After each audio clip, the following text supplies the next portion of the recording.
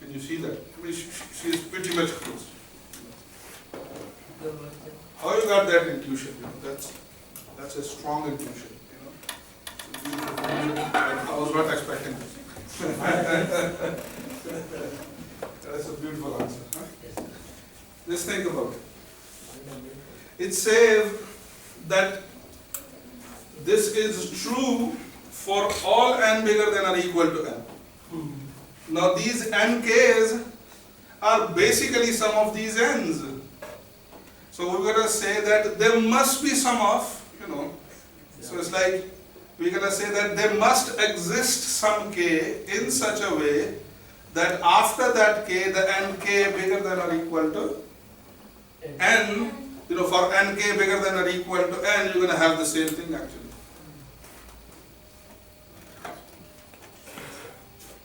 Just think about it. Just think about it. It is the case. So here you are saying that for all n bigger than or equal to n, like this must be true. Okay? So you are saying that from among these n's which are bigger than or equal to n, there are going to be infinite number of indexes basically, nk's, which are bigger than or equal to n, for which there still the same result is true by the exactly above argument. You know, because these nk's are n actually.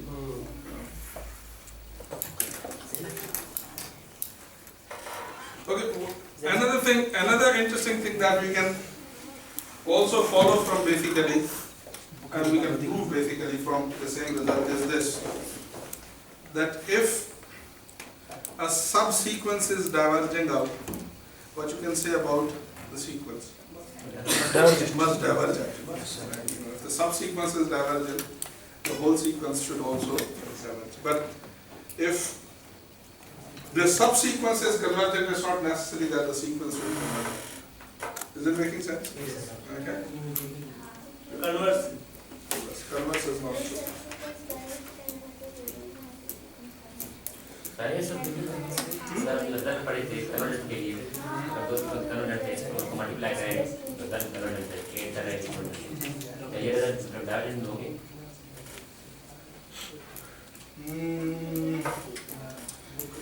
You can add two divergent sequences and you can get a convergent sequence. Why? Just think about it. Just take plus n and minus n.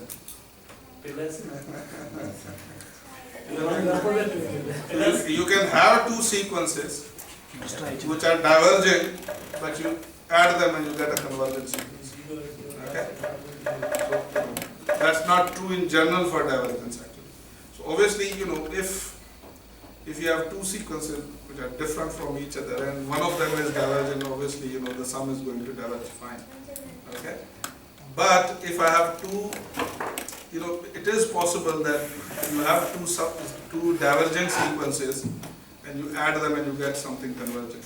As I said, and take n and minus n. So n converges to plus infinity, minus n converges to minus infinity. But you add them, you get a constant sequence which is 0 actually, and which is convergent actually. Okay? So I guess that's enough for today.